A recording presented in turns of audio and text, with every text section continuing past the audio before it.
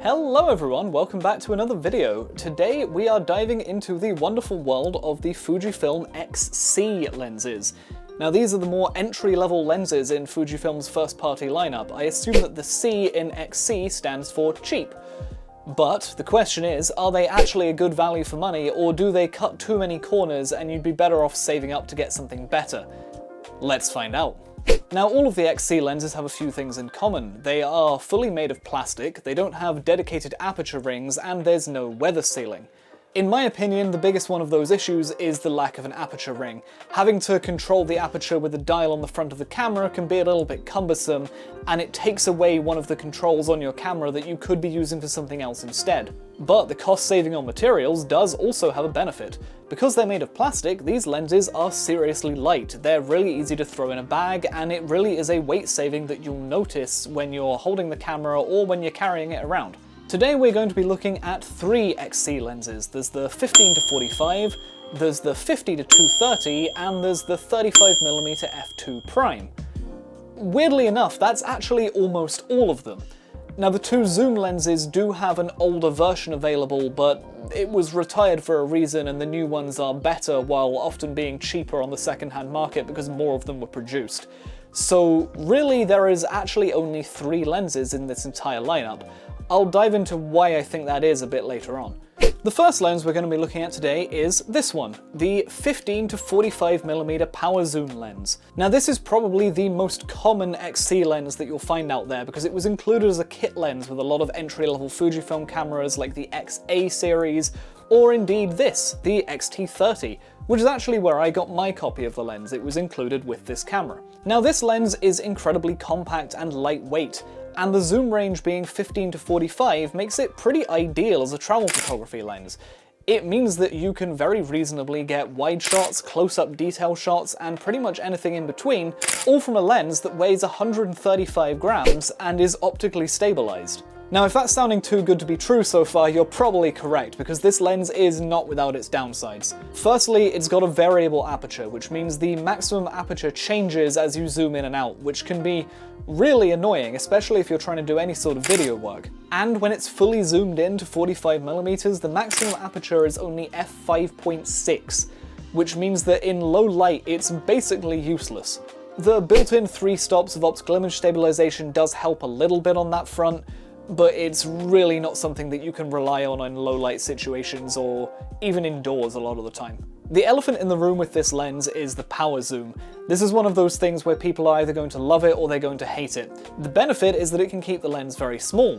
When it's turned off like this, it's a really small package, and it's not until you turn it on that the lens barrel starts to extend. The downside is that power zooms feel absolutely awful to use compared to a proper zoom ring, and the noise that it makes while it's zooming is a little unsettling, to say the least. I mean, let's have a listen to this.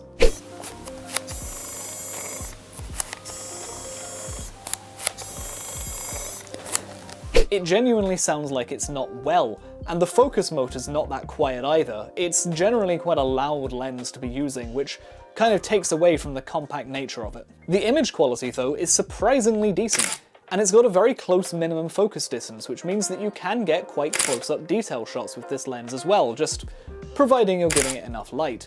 Overall, I would say that if you're buying a cheaper Fujifilm camera and this lens is included in the kit for a little bit extra, why not pick it up? It's small, it's versatile, and it's really easy to take with you in times where you might need a bit of a zoom range.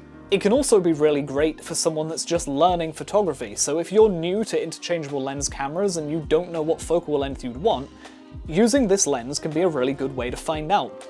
Use it for a while, take a lot of photos, and see which end of the zoom range you naturally gravitate towards. You know, if you're looking through all of your files and you go, oh, you know, it seems like I'm always setting this thing to 23mm. Maybe you buy a 23mm prime. It's that reason that I think this is a really good starter lens, which is probably why it's included as a kit so many times. You're never going to use it for professional work, but for learning photography it's pretty great. The next lens up is the 50-230 telephoto zoom. Once again, it's got a disappointing variable aperture which is pretty slow, but really the story here is all about the range. 230mm on a crop sensor camera is a staggering amount of telephoto range, And considering that you can buy this lens for under £200 on the used market, it's an incredible value proposition. A more premium lens that gives you a similar focal range can easily cost 3 times that amount. I actually specifically chose to buy this lens the first time I went on a safari trip. Now, I'm not normally the sort of person who uses telephotos a lot. For the work I do, it doesn't make sense to have a really expensive premium telephoto zoom, but I needed something that had a bit of reach for it for that safari trip.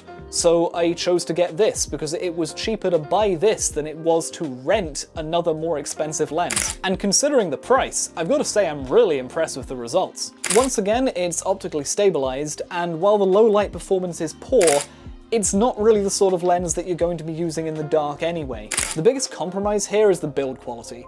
It's nice that the plastic means it's lightweight, but you can really feel that compromise coming in, especially on the zoom ring and on the focus ring. It just doesn't feel very confident. And the fact that there's no weather sealing and this is a lens that you're primarily going to be taking outdoors is a bit of a disappointment. All in all though, my verdict on this lens has to be positive. The images that you can get out of it are really good, and it's filling a niche that just doesn't exist anywhere on the market. This sort of zoom range shouldn't be this cheap, and yet it is. So for that, this is a lens that I genuinely would recommend if your use case is similar to mine. If you're someone like me who wants occasional access to a telephoto zoom but it's far from your main photography tool, this is absolutely a good choice. It's so much cheaper than things that are only slightly better than it.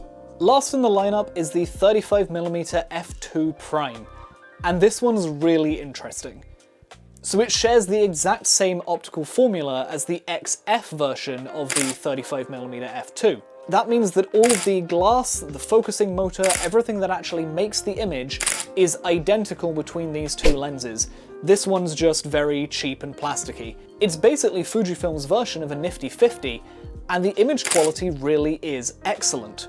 You get sharp images with really good color rendering, really nice contrast, and a really fast and responsive focus motor. However, this is the XC lens where the cost cutting is the most evident.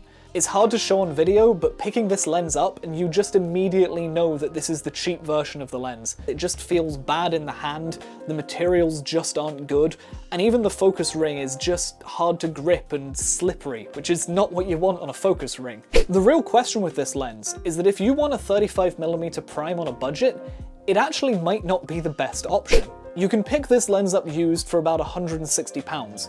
But there's options from companies like Viltrox and TT Artisan, which you can get new, even cheaper than this one, and they've got a wider maximum aperture. Or, if you want to stretch your budget a little bit, you can even get the XF version of this lens, which on the used market is only about £100 more.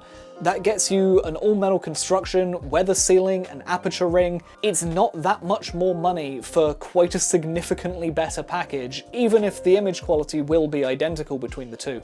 So that's all 3 of the XC lenses that are currently available, and frankly, I'm not surprised that there aren't more. Third-party manufacturers that I was just talking about have actually gotten so much better in the last few years that I think it makes more sense for Fujifilm themselves to focus on the higher end of the market with the more premium lenses. I just don't really think there's much more of a space for XC lenses where you could get something from Viltrox, TT Artisan, 7 Artisans, or any number of other companies that are providing an even better value proposition than an XC lens would. And that's why the standout of the bunch for me is the 50-230, because that is providing something that you really can't find anywhere else. So what are your thoughts on the XC lenses? Have you used one? Did you like it? Did you hate it? Let me know in the comments below, I genuinely do want to know. And if you've enjoyed this video, a like and subscribe would be really great value. Anyway, that's all we've got time for today, so I hope you've had a great time. I will see you in the next one, and peace out for now.